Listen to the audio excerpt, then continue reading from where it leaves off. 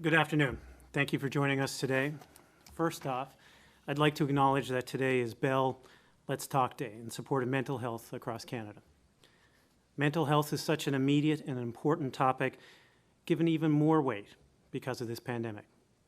The latest wave has, in many ways, been the cruelest yet. The timing, the reach. So today it's important to recognize that it's okay to not be okay. It's okay to talk about it. In fact, it's therapeutic. We must collectively dispel any stigma out there around mental health to make it a vital part of our own health, growth, and conversation. I personally find exercise important for maintaining my own mental health. And during my run this morning, I thought about everything that we have to appreciate here in Newfoundland and Labrador. Leading the country in vaccinations.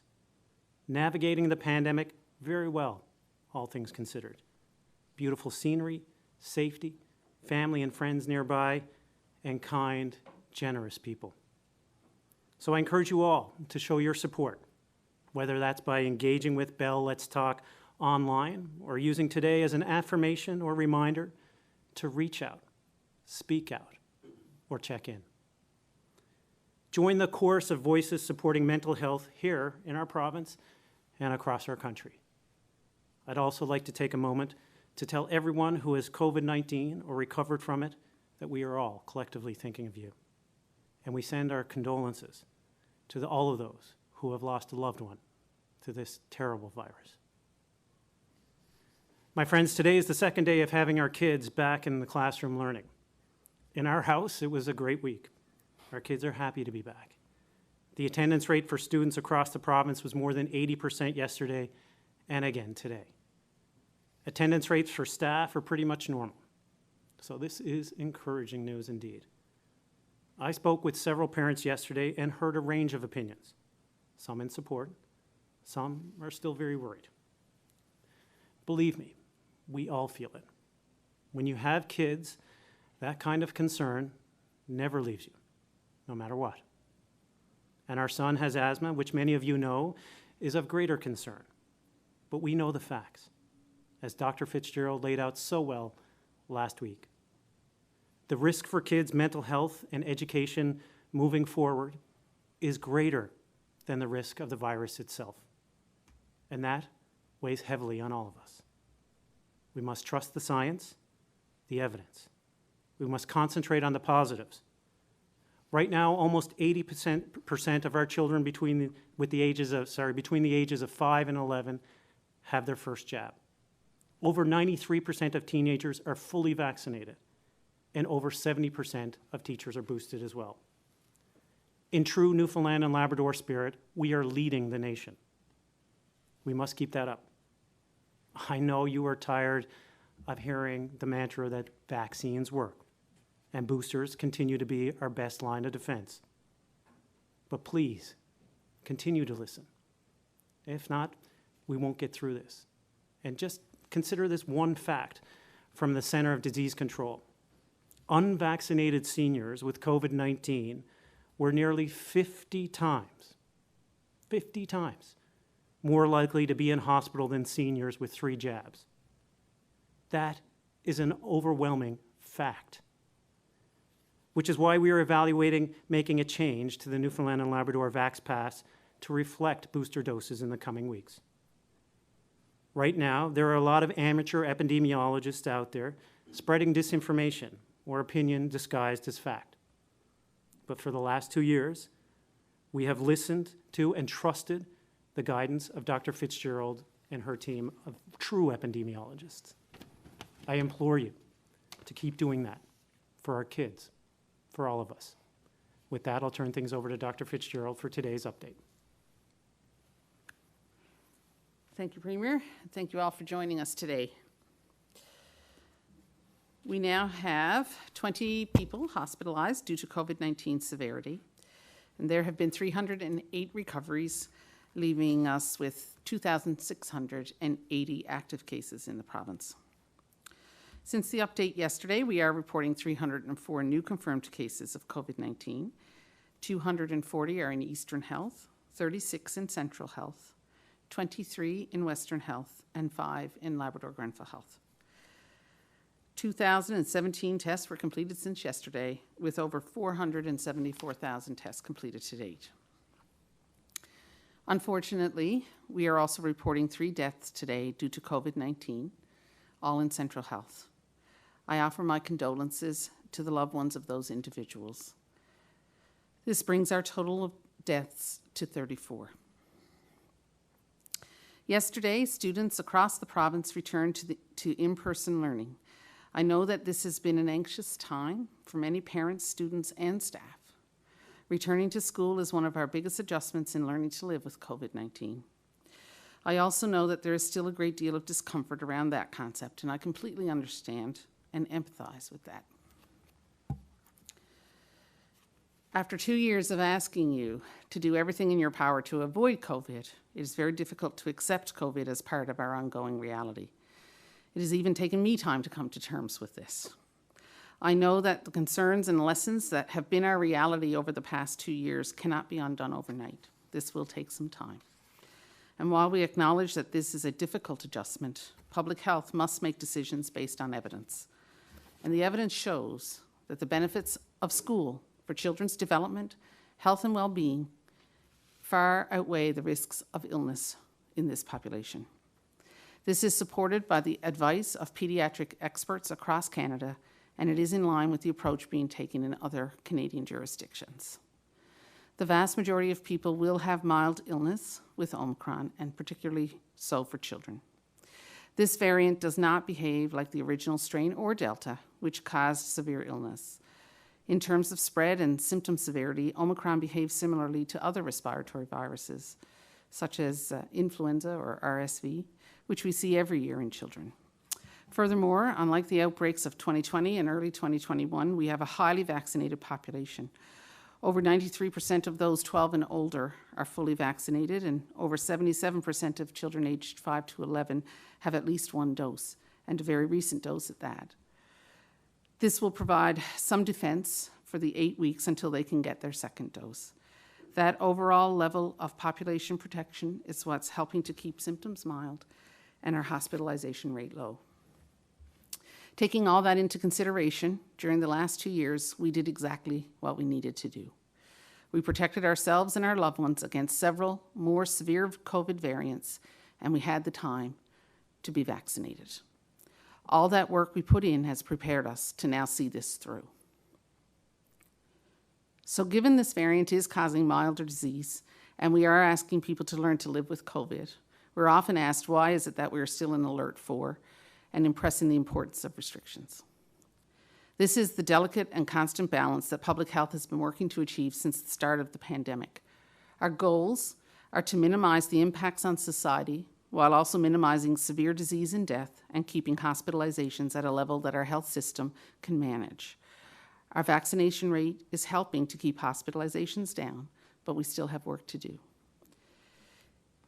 If you have a child in school or you work in a school, there are layers of precautions in place in schools to help reduce the risk of COVID transmission. Masks remain one of our most important tools, and while the precautions do not eliminate risk entirely, the risk is still much lower in a school than in other indoor activities outside the school setting where masks are not worn. So please do not assume because schools are open that it is time to return to normal activity everywhere. We are still in alert level 4. We are still recommending that employers permit staff to work from home where possible, and the maximum for a formal gathering of people in one room is still 25% of room capacity or 50 people, whichever is less, and informal gatherings are still limited to those in your tight 10. Now is not really the time to be expanding your bubble.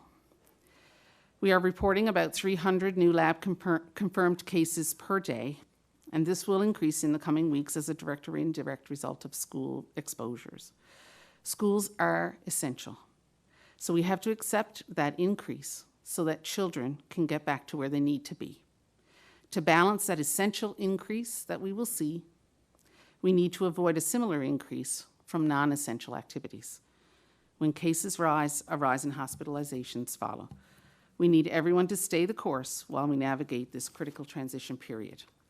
For businesses and organizations that have resumed group activities such as sports, fitness, and dance classes, Please ensure that your coaches and instructors are aware of the special measures order that requires participants to physically distance at all times, meaning from the time the participants walk in the door until they leave.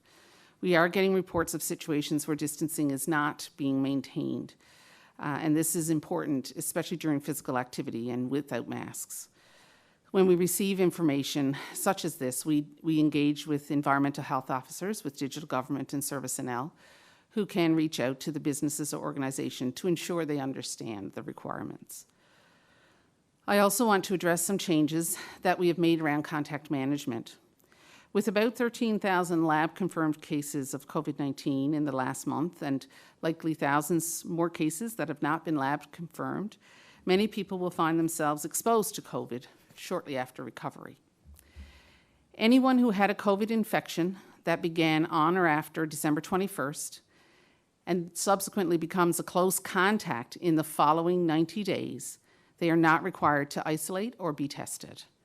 As Omicron is still a relatively new variant, there is limited evidence on reinfection.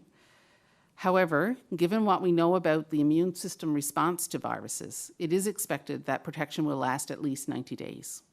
This applies to individuals of all ages and vaccination status. We will update this guidance as more information becomes available. We are also getting many questions around notifications of exposures in schools. Parents are not obligated to notify the school if their child has a COVID-19 infection, and I know that some parents have concern with this decision, and I completely understand that you want to know if your child has been exposed to COVID. With this guidance, however, we are trying to prevent asymptomatic students from being caught in repeated cycles of isolation.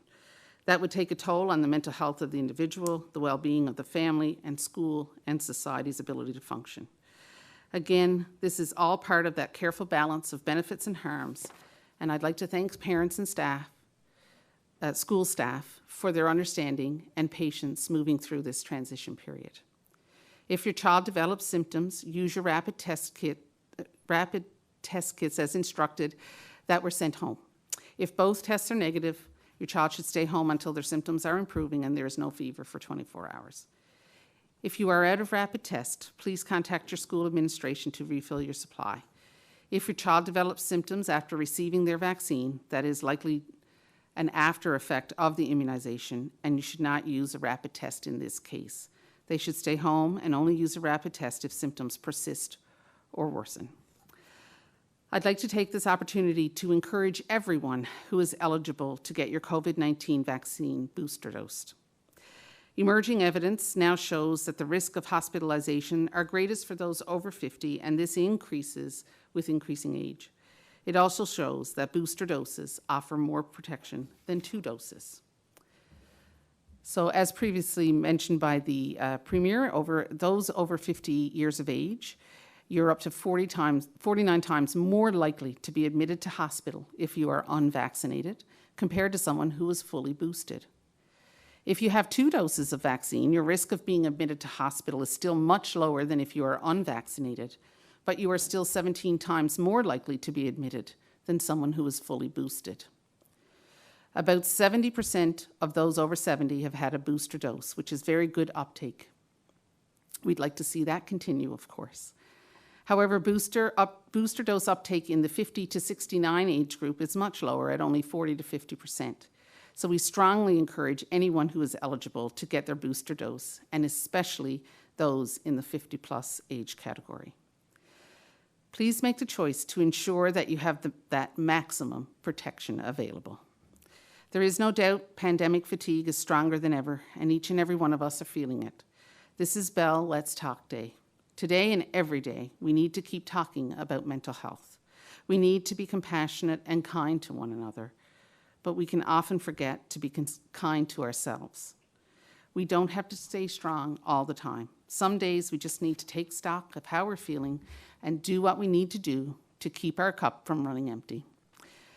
Bell Let's Talk Day is a great time to remind people that there are a number of mental health and addictions programs and services available throughout the province for people of all ages. You can visit the service directory at www.bridgethegapwith2ps.ca to find the service that is right for you or your loved one.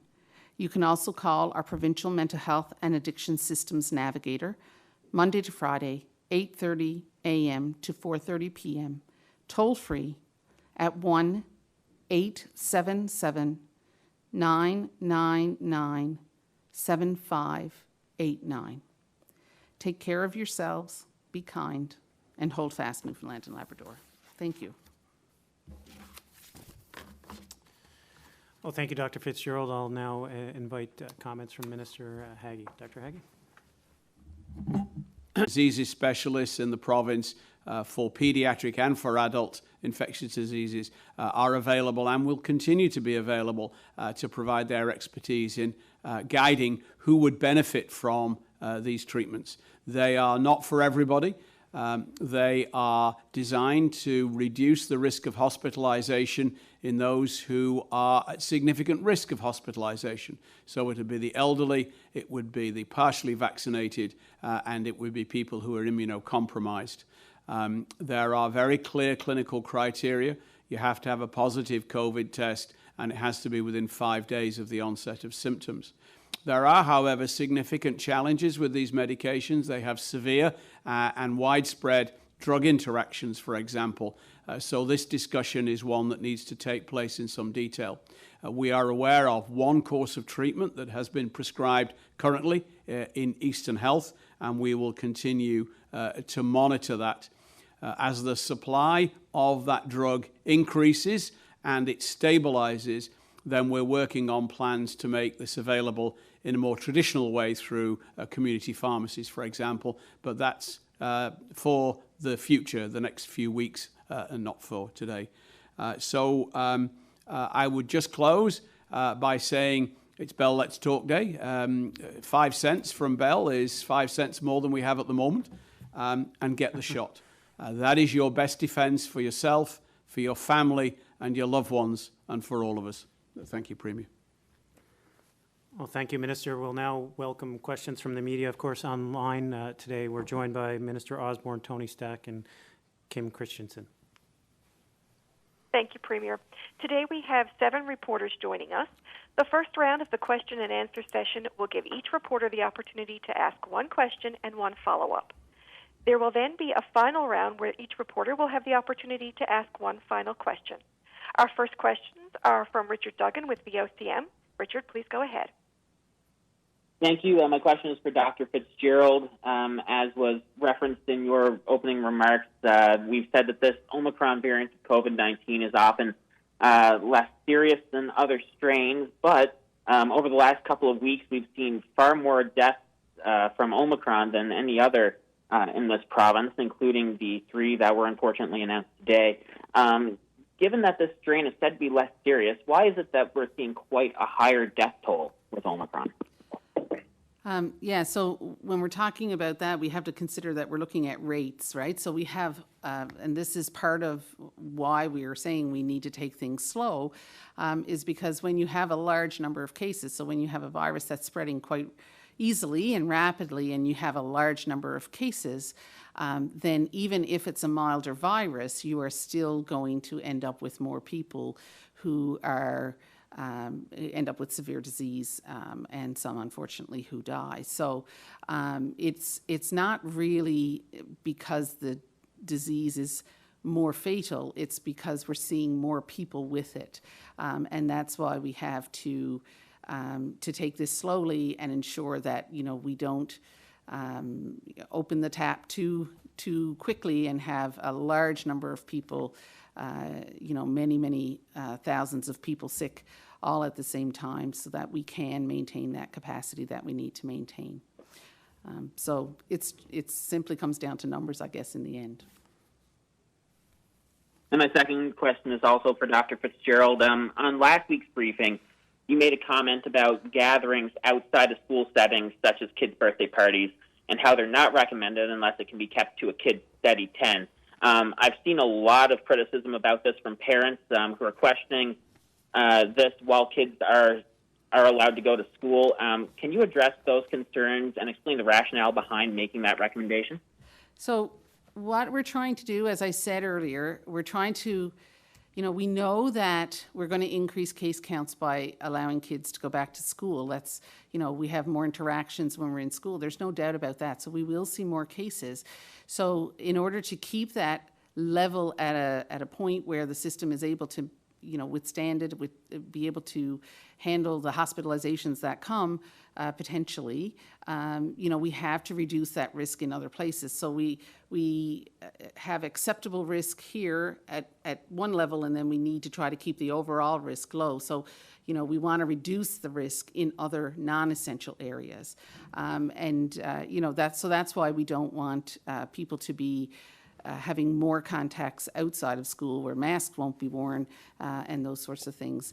If a child, you know, if your child has a best friend who they always play with and are, you know, that's a part of your, you know, your steady 10, then obviously that's a different situation than bringing together a whole pot of people for a party where, you know, they may potentially not be wearing masks and that sort of thing. Our next questions are from Andrew Waterman with the Telegram. Please go ahead. Good afternoon. This would be for Minister Osborne or perhaps Tony Stack. I'm wondering, since the decision to return to in-person classes was announced, how many kids have been accepted for remote learning, and what specific medical conditions would qualify a child for remote learning?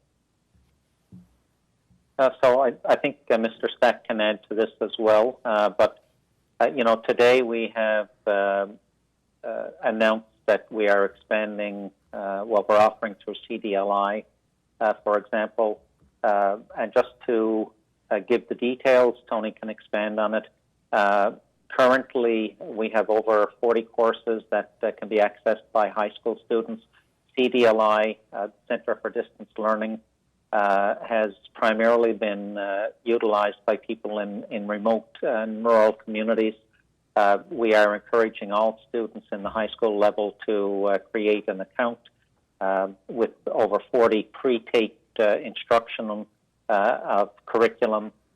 They can log in, pick up if they need to self-isolate or if they're off for illness or other reasons.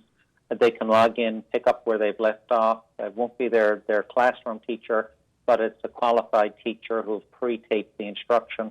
There's multimedia there as well. We are expanding that for junior high school students in literacy and numeracy to allow for those students to also have access. There are some resources there for junior high now. There's tutoring available for both high school and junior high. The expanded courses for junior high should be available and online in February. Tony, did you want to add to that? Thank you, Minister. So the Center for Distance Learning and Innovation has been part of the Newfoundland Labrador education dynamic for some time. And over that time, we built quite a bit of learning content online asynchronously. What you're going to see if you go in is course review material. So that's review materials to assist students in writing exams. There's also an online tutoring component, and this is manned or staffed by Memorial University of Newfoundland Labrador students who have a particular subject matter expertise, and students can avail of that. In terms of learning resources, the Minister clearly pointed out there is content there to support over 40 different courses in the high school area. There's some amount for junior high right now, mainly in the mathematics area, intermediate. These are lessons that are self-paced, multimedia learning objections, and they can be availed of by any student at any time in the province. And this has existed for some time.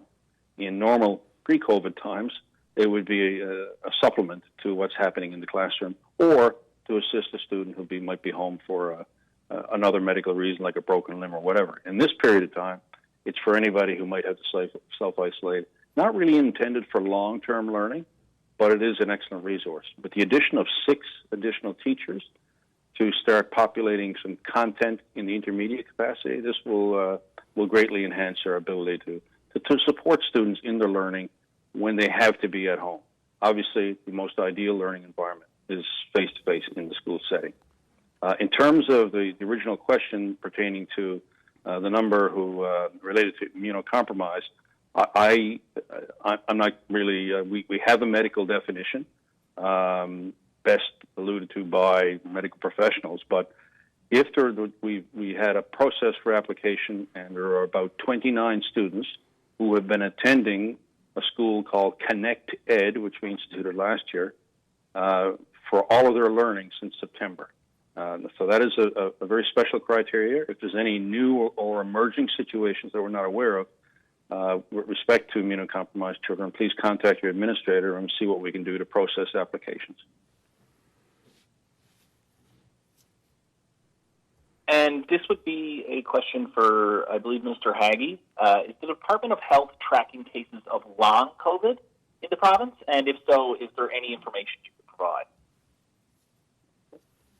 Thank you. The department is not, and we cannot provide you with any specifics around long COVID.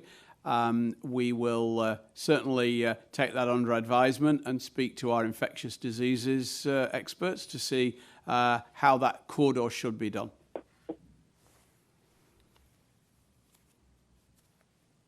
Our next questions are from Ben Cleary with NTV. Please go ahead. Hi, thank you, and good afternoon. My first question is for Minister Osborne or for Mr. Stack. Yesterday, a school in Labrador had to suspend in-person classes in grades 8 and 9 because of staffing issues. What's the status on that school now, and are you worried it could happen in other schools across the province? So in Menahek High School in Labrador, we had a challenge yesterday. There were a number of staff members who were unavailable for work. And this, we then used our cascading approach, our incremental approach to the protocol, which was we had our high school students in, the grade 8 and 9 students stayed home yesterday. Everybody is fully accessible and eligible to attend today. All grades are open. And it was, situation has improved. We are somewhat challenged in Labrador West, given the shortage of substitute teachers. We are able to leverage our process and even put in district personnel, and that situation has improved greatly. So they're full up and running today. Thank you. And my next question is for Minister Haggie, and that's now that we do have the Pfizer antiviral drug in the province, what should people know about it, and will it make a difference in the community? It's a good question. The information around the use of the drug is available to clinicians, and we'll certainly have a screening guideline tool available. Currently, the route for accessing the drug is to discuss that with the provincial infectious disease specialist on call, either for adults or for pediatrics. It is available for people aged 12 and over. There are some clear clinical criteria that you have to meet, and there are a significant number of major drug interactions that would prevent its widespread use. It is not a drug for everybody. It is a drug to reduce the risk of hospitalizations in those who are frail, who are elderly, or who are in demographic groups that we know are at high risk of hospitalization. So it's another tool. It will not be a panacea, and its use will be determined by physicians on the basis of clinical recommendations. And if I could add, Minister, it's not a replacement for vaccination. Vaccination is still very important. This is, as Minister said, it is a tool in our toolbox, but vaccination and prevention is still, your best bet for reducing your risk from COVID. Our next questions are from Peter Cowan with the CBC. Please go ahead, Peter. Question for Dr. Fitzgerald about contact tracing in schools. I've heard from parents who are concerned, for example, that in a classroom, students, when they eat lunch, they all take their masks off. So, their masks aren't being worn at all times. And yet, if one or some of those children test positive, they're not considered close contacts and aren't going to be notified. Can you explain the rationale for that? And, even if the decision is that it's best not to make them isolate, why not at least give parents the information about how many kids have tested positive in that class so they can make decisions on their own? For example, maybe they don't have the grandparents come over, things like that. So certainly, we understand the concern there, but it's really about trying to reduce that amount of isolation that people will have to go through. And we know that with all of the extra things, with masks being worn most of the time in school, we know that the cohorting reduces the spread more widely in the school. And as well with our testing program, we know that children who are symptomatic will be able to test, and that reduces the risk of having someone who is infectious in the school environment. So that is our reasoning for making that recommendation. Obviously outside of the school environment, if children are playing together and hanging around together and not wearing their masks around each other for a more extended period of time, then obviously that's a different situation and a higher risk contact. And so that's why we certainly would recommend that people be notified in that situation. And, if parents want to notify close friends, then certainly, obviously, that's something that can be done. We haven't had much talk about long-term care homes. I've heard from family members of people in long-term care who are concerned about especially the mental health of their loved ones, because many of them have seen no visitors now for more than a month. Where are we with resuming some visitations, and why is that continued to be locked down right now? Minister? Thank you. That is a good question, and it's certainly something we review with public health on a regular basis. It is an active topic, and I think we may be in a position to make changes to those visitation restrictions within the next 24 or 36 hours. The facts of the case is that age and increasing age and frailty are predictors of hospitalization, even in the vaccinated. And they are also a predictor of the risk of death. So again, right back at the beginning in 2020, we took an approach that was really very vigorous to protect those seniors.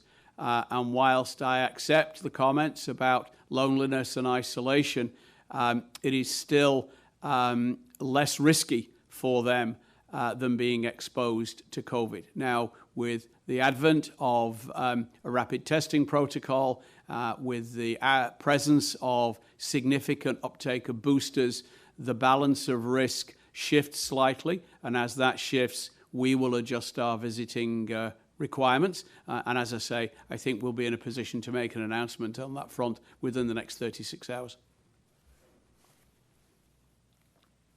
Our next questions are from Renelle Legros with All Newfoundland Labrador. Please go ahead. My question is for Minister Haggie. I'm wondering if you could provide an update on how things are going at the lab. Is there any backlogs or samples or anything of that nature, or are we able to keep up with the demand locally? We can keep up with the demand locally. We're running anywhere from 1,800 to 25 or 2,600 PCR tests in the public health lab each 24-hour period, and that's well within our capacity. There are no tests that I have been informed of in the last week that have gone outside the province, or any results from outside the province that we're waiting for, other than maybe some genotyping reference studies from the National Microbiological Laboratory. And my follow-up question is for the Premier or Dr. Fitzgerald. I'm wondering what the outlook is now for the alert level. Is this being reviewed on a weekly basis or bi-weekly? We're certainly committed to evaluating it weekly, depending on the change of instruments that we've used along the way. So if you look at, one of the things we've learned over the course of this pandemic is doing too much too fast, as you've heard Dr. Fitzgerald say many times, is been to the detriment of different jurisdictions. So we want to make sure that we're going incrementally and evaluating those increments as we go. So we're committed to reevaluating the levels weekly and as we change things, and we'll wait another week to see what impact it has made.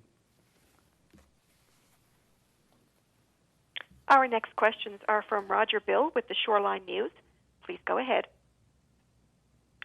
Thank you. A question for Dr. Haggie. It comes from Craig Westcott, the editor of Shoreline News.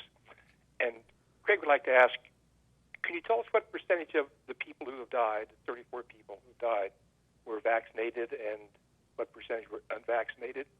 I know 6 weeks ago you couldn't answer this question because of the numbers were so small and there are privacy issues, but I wonder if you're in a position now to speak generally about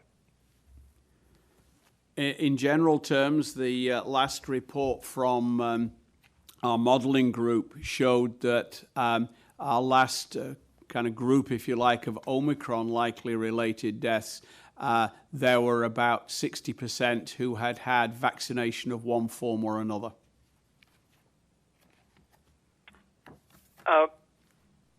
A separate question: what does reported number of recoveries mean? Is there some contact tracing that happens that people are followed up who were positive and then are you recovered, or is it just a presumption that after 10 days people have recovered? Can you explain what that number means?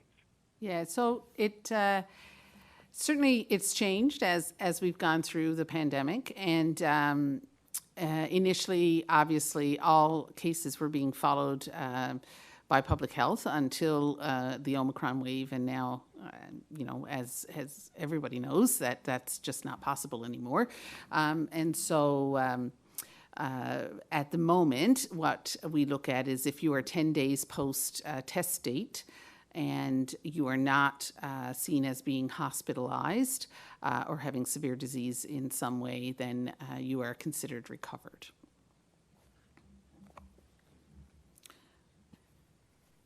Our next questions are from Kyle Brookings with the CNA Journalism Program. Kyle, please go ahead. Thank you. My question is to Minister Haggie. Long-term care employees are required to take rapid tests twice a week. Are we looking at something similar for acute care employees? Private businesses have the ability to set their own workplace regulations or requirements in addition to obviously what the public health have mandated through special measures orders. We do have rapid test protocols for long-term care and for a variety of other facilities such as schools and those kind of things. They are not in widespread use across acute care facilities. That has not been the advice we've received from Infection Prevention and Control or Public Health. Okay, and my next question, also for the Minister, why were all government employees not provided rapid tests? We take our advice about the use of rapid tests from Public Health and Infection Prevention and Control. Given the fact that currently significant number of people are working from a home environment whenever and wherever possible, certainly the need for that just on an empirical basis would not be there. In terms of whether or not we would get to the point of providing rapid tests to government employees, that would rely on two things. One is it recommended by IPAC or Public Health? And the second thing is the supply sufficient for us to meet the demand in addition to those areas where we know it does have significant clinical and systems value? So for schools, for long-term care, for daycare, for points of entry. And currently our supply chain is challenged. We do now have definitive dates for delivery quanta from the federal government, but that will take us into mid-February. We have enough to meet the priority groups I've mentioned, as well as to keep them resupplied and to keep a small reserve in case of outbreak management where they would be used as before in particular small communities. So there are two challenges around the government employee piece. Thank you. I will now go back through each reporter to see if you have one final question. Richard Duggan of VOCM, do you have a final question? Yes, I do. We've received a number of reports of an outbreak of COVID at the Boise's Bay mine. We contacted the company, and they didn't give an answer as to how many cases there are, instead saying that all cases are being reported to public health. So my question is for Dr. Fitzgerald. How do you report those cases? Are they included in the regional breakdown for Labrador Granville? Are they the outside RHA numbers? How are they reported? In general, we report cases where the person resides. So, if someone resides in Central but works somewhere else, that gets counted as a central case. And that's sort of how we do things, just because you need a constant to be able to keep track of things. But the staff in Labrador Granville Health are in, they consult with people at Voisey's Bay on a regular basis, and, their public health officials there are providing advice as needed when Voisey's Bay are reaching out. I can't speak to cases in that, as it's a private business, and, I don't have that level of detail to be able to answer questions about cases there. But certainly the staff in Labrador Granville Health are in, are available and certainly have consultation as needed with Voisey Bay. Andrew Waterman with the Telegram, do you have a final question? Yes, I do. So this would be another question for either Mr. Stack or Minister Osborne. You mentioned in your news release and earlier that there was more resources being put in place for high school and junior high, but I see no mention of elementary school or kids in K-6, and I'm just wondering if there's anything available for immune-compromised kids, or is there any more resources available for kids in that age group? So I can start, and Mr. Stack can add. Through CDLI, it is a self. The individual is responsible for logging in and following their own course line. It's more appropriate for high school. It is appropriate for junior high, but less appropriate for the K-6 grades because it's self-directed. So therefore, the CDLI, we are focused primarily on high school and then junior high.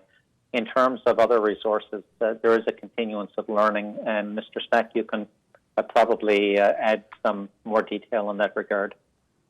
Thank you, Minister. Quite correct. There is a continuity of learning that would occur if a student has to stay at home due to illness or self-isolation requirements, which the school will do its best is not full-up virtual learning. School will do its best to keep the student engaged and kept track with the pace of learning that's occurring in the classroom. The other resource that we have, and this applies as a supplement to anybody out there in the K-6 environment, which has been built up over time, there is a learning at home resource off our website. So if you go to our main page, you can access it under students and parents, and it is called a Learning at Home, and there's some rich resources in there around Google Suite and how to access that. A lot of teachers, more so than ever before, are posting materials there. Children are working with colleagues in classroom on documents, presentations through that virtual means, asynchronously or synchronously.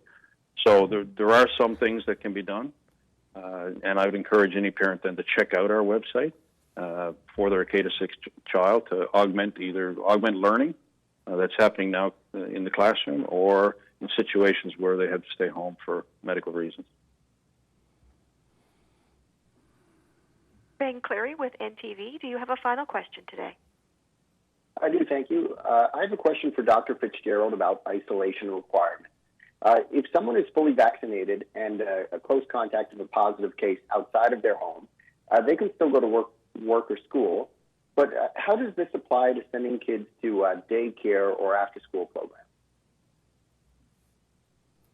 And so we're asking that people avoid higher risk areas when they are not, when they're on that modified isolation, which would include daycare. But if you're talking about daycare workers, then, they have to have a discussion with their employer, and then they, depending on the situation, they would either be isolating and not attending work, or if they were deemed to be essential or critical for the maintenance of work, then, they would have to make arrangements to be able to do that safely. But, and that applies, that's the same as in any essential, critical provision of service.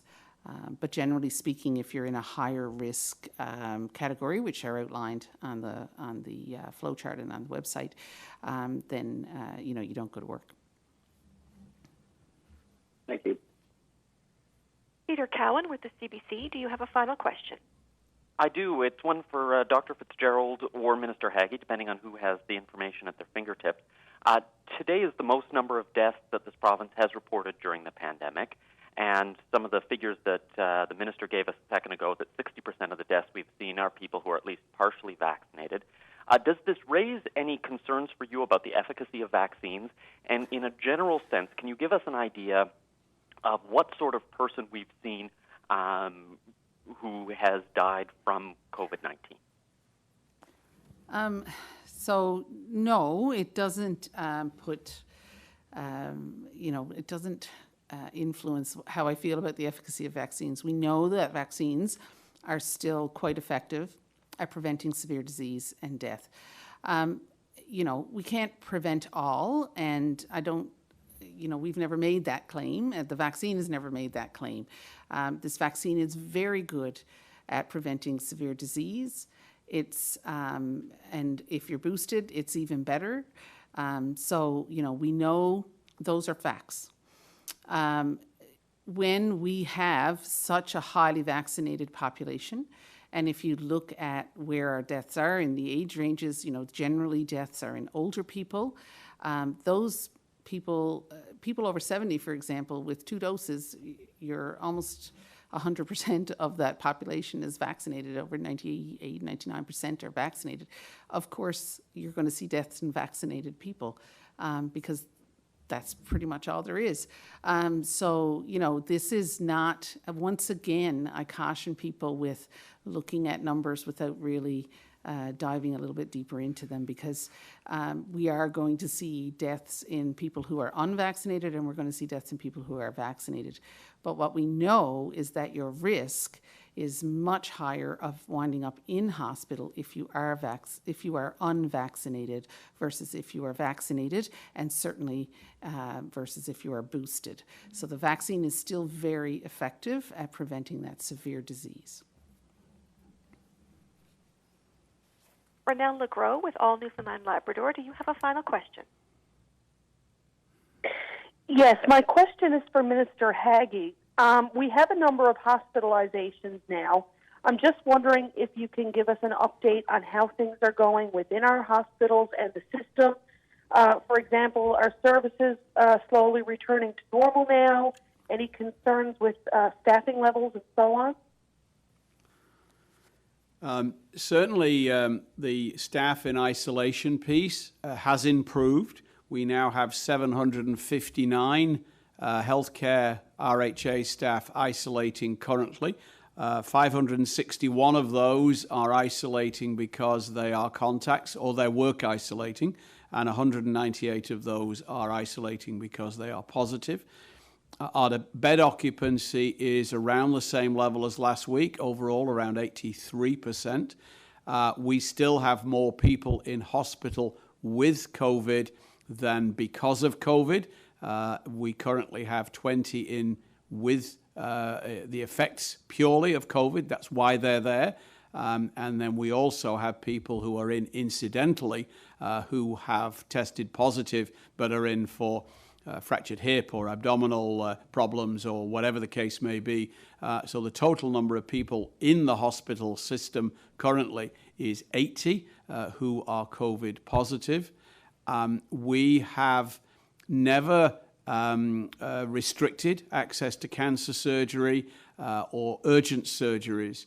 There is a steady flow of orthopedic emergencies in Central being dealt with on a timely basis. There is a steady flow of people who are given dates for surgery, which are going ahead. It varies a little bit because what we've really tried to do, and the direction to the regional health authorities has been clear, is our priority is vaccination. What we want to do is to get our 5 to 11-year-olds boosted, vaccinated with their second dose. We're up to around 5% now with their second dose. They're just becoming eligible. Our group of concern at the moment, as Dr. Fitzgerald has highlighted, is that range between 50 and 69, whose uptake is lower than the 70 and over. They are still at risk. We have very few, if any, hospitalizations over the entire history of COVID of anybody under 50. So the key here is to get these people vaccinated. So there will be some delay in return to normal levels of service because the direction has been to the regional health authorities to get the children vaccinated, and if that means diverting staff to schools, for example, over the course of the coming weeks, that will happen, and also run mass vaccination clinics. So we're not back to normal yet. Roger Bill with the Shoreline News. Do you have a final question today? Yes, I do, for Premier Fury. Premier Fury, it's a follow-up question, actually. It's something you said back in December at one of these briefings. It was at the time when the wave, the Omicron wave, was going to crash over us and become apparent. There were several unscheduled briefings, and Dr. Fitzgerald was introducing measures to kind of prepare for this. And you said at the time that you thought this Omicron wave could be, quote, a bit of a hiccup. If I had a follow-up, I would have asked you then about it, but I didn't, and so I'm kind of late in doing it now, but I wanted to invite you to clarify what you meant by a bit of a hiccup. Well, I mean, obviously this has been more of a wave than anyone would have liked. And so I guess I would say then that I guess, I don't have a crystal ball back then, but looking at the evidence that was available then from Denmark and the UK, it certainly looked like it was going to be a milder variant. It has been a milder variant. Our hospital capacity hasn't been overwhelmed because of the measures taken. And, I wish I had crystal ball, Roger. Thank you. Kyle Brookings of the CNA Journalism Program. Do you have a final question? Yes, I do. My question is for Dr. Fitzgerald. When alert levels change, are we going to see a gradual reopening, or will we move back to alert level 2, for example? Thanks, Kyle. No, it'll definitely be a gradual reopening. We have to do this, and as the Premier mentioned earlier, we have to do this very slowly and in increments, and gradually increasing the number of interactions that people are able to have. So, it's just opening the tap a little bit at a time to allow a little bit more water out so that we don't overflow the sink.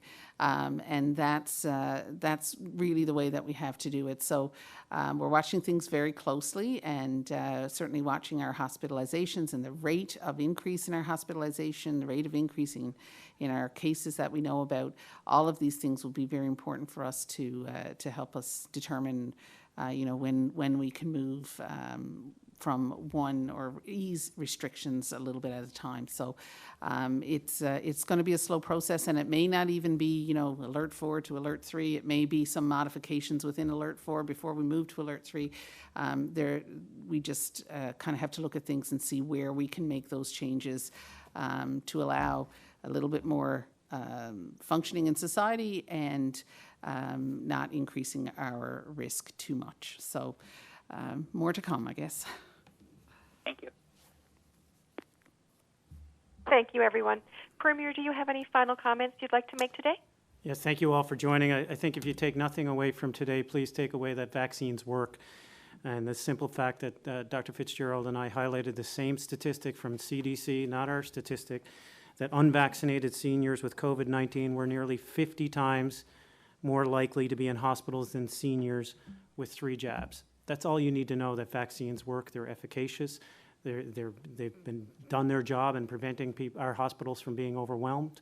We are still looking at numbers daily, of course, but vaccines work. Please do your part to continue Newfoundland and Labrador's trajectory to continue to lead the country. It's something we should all be very proud of, and if you're considering getting your booster, please do so today. Thanks very much. Thank you, Premier. Thank you, everyone, for joining us today. Please stay safe and enjoy the rest of your day.